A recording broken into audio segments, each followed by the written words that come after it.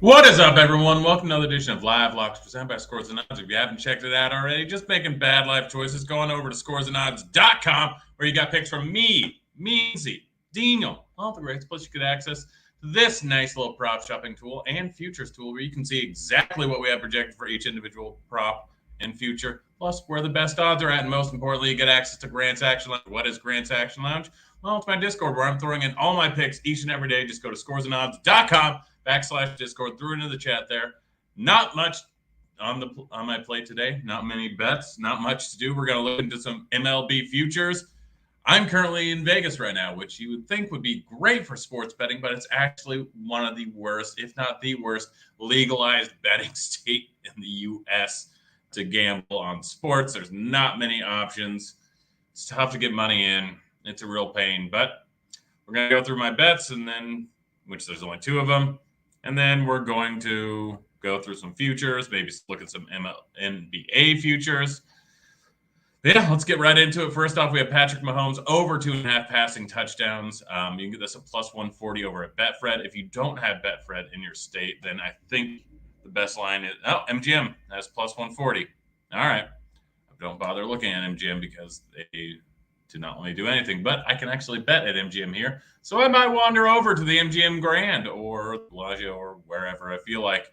But this line's too low. Mahomes has hit this in 5 out of his last 9 games, including the playoffs. I think he hit it each time in the playoffs, twice so far this season. Plus 140 odds is just a little bit too low of odds here. 52 total. KC's a 7-point favorite. High scoring divisional game. 2.5 touchdowns just seems a tad bit too low here.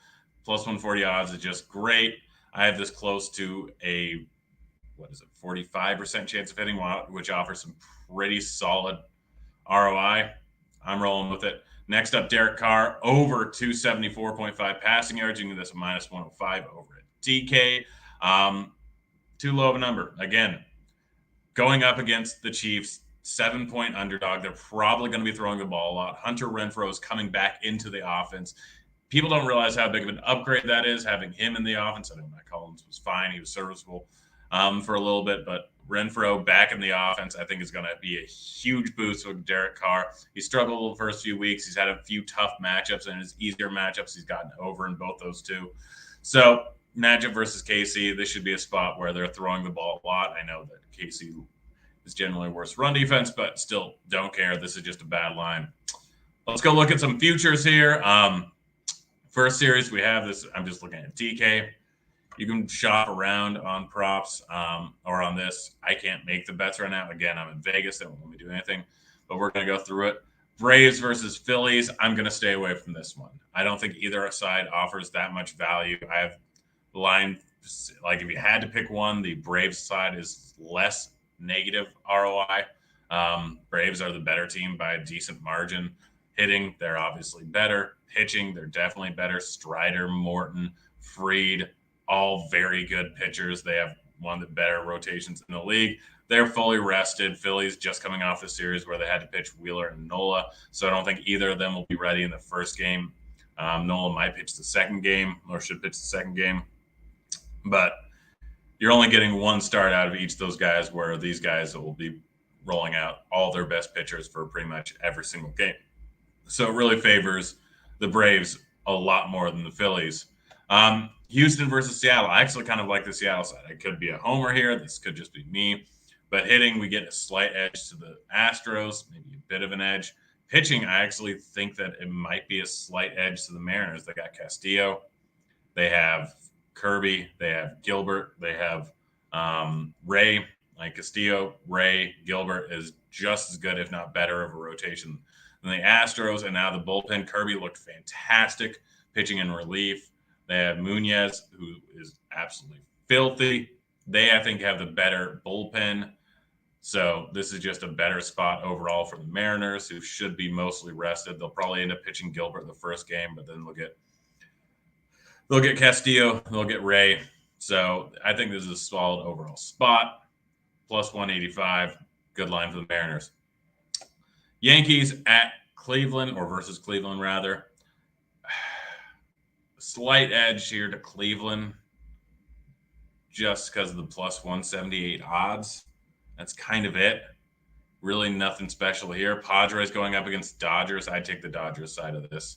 Dodgers are just a better team. Padres, while they've been all right, they haven't been great the second half of the season. Minus 210 is probably bad odds. I'd search around if you're thinking about hitting that. We'll go through NBA futures to look at NBA championship odds and see if there's anything that stands out. First thing that stands out is probably the Suns plus 1,300. I mean, they've been the number one seed last year. I think they were the number one seed the year before. Plus 1,300 over at Caesars is some pretty solid odds. I think the Nuggets is my favorite bet, plus 2,000 over at FanDuel. This is just a bad line. Getting Murray back, getting Porter back, huge upgrades. They trade for, what was it, KCP and Ish Smith, I want to say, in the offseason, which people don't realize is actually pretty solid overall.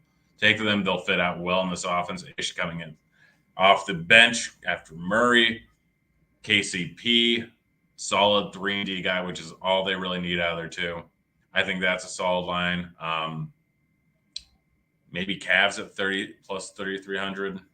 Maybe Grizzlies at plus 2,400. I think is a solid bet. But that's kind of it. That's the show. That's all we've got.